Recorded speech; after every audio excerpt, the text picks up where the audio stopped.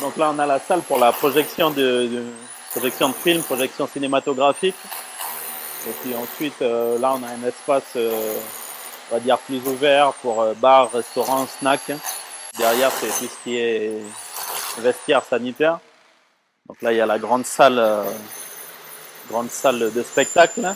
Et puis derrière, il y a les loges. Il y a des loges pour les artistes pour se préparer.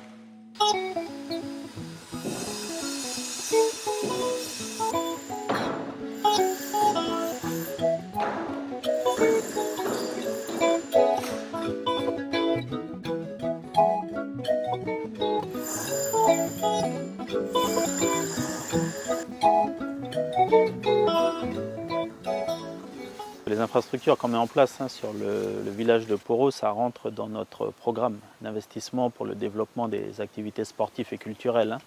Donc on fait un gros travail d'investissement sur la commune en général et à Poro en plus. Donc on travaille sur un plateau sportif, comme vous voyez derrière moi, pour le développement des activités sportives, pour la jeunesse principalement. On met en place un foyer socio-culturel, anciennement salle des fêtes, pareil pour le développement des activités culturelles et associatives. Et on travaille sur l'ensemble du réaménagement du village de Poro pour permettre de créer des conditions favorables pour que les habitants de Poro puissent vivre convenablement, on va dire ça comme ça.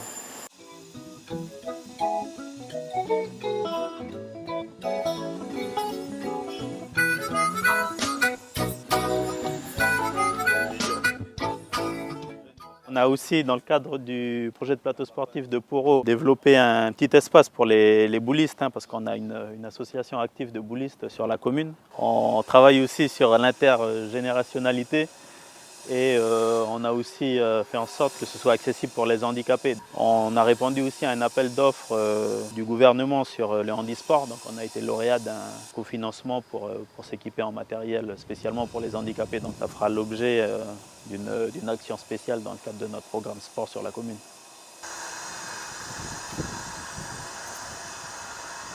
On a travaillé avec les bureaux d'études sur une conceptualisation environnementale, on va dire, des bâtiments. Donc on l'a travaillé dans la trame HQE, haute qualité environnementale. Le bâtiment qu'il y a derrière nous, c'est un bâtiment avec des grandes ouvertures pour laisser passer la lumière et le vent.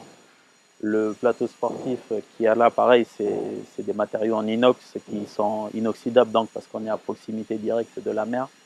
Donc on a conceptualisé ça et on a réalisé ça pour que ça dure dans le temps et pour que les effets naturels ne dégradent pas nos infrastructures.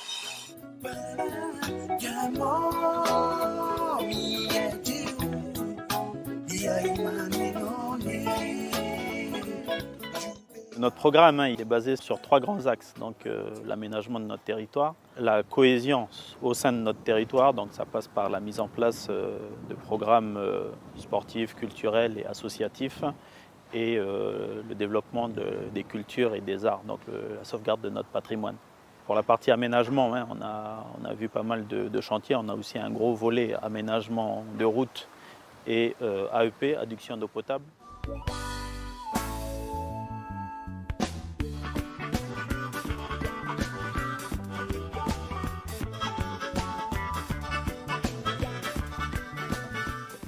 Le gros chantier qu'on a en ce moment, c'est la construction d'une salle omnisport. Donc elle se trouve sur le site de Doneva. On travaille en parallèle sur la mise en place de notre OMS, Office municipal sportif. On travaillera aussi avec les écoles qui sont aux alentours pour pouvoir mettre en place un planning cohérent afin que tout le monde puisse bénéficier, que ce soit aussi bien les associations, les écoles et les dynamiques, on va dire, un peu personnelles, parce qu'il y a aussi une salle de musculation qui est associée à la salle de sport qu'on voit là. Toujours dans le même esprit HQE de faire un bâtiment ouvert. C'est pour ça qu'on a laissé de grands murs ouverts. Donc ça nous permet bien évidemment de réduire notre impact écologique et notre bilan carbone.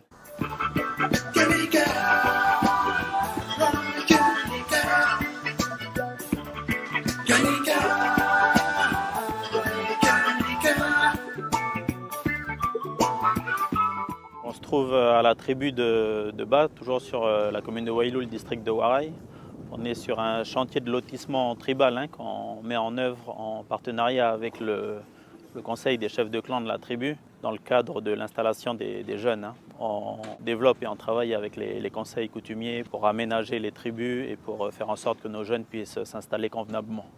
Concrètement, le projet il consiste en la viabilisation d'une trentaine de lots. Donc là, il y a trois niveaux d'intervention. Donc on voit déjà l'entrée charretière de l'accès. Ensuite, il y a les réseaux et il y a bien évidemment le terrassement. Donc ça fait un lot concrètement. Associé à ça, il y a la viabilisation, donc l'accès, la route qui sera ensuite revêtue. Ce sera du bitume et il y aura l'électrification dans un second temps. Donc ça permet aux bénéficiaires de pouvoir construire sa maison avec toutes les facilités.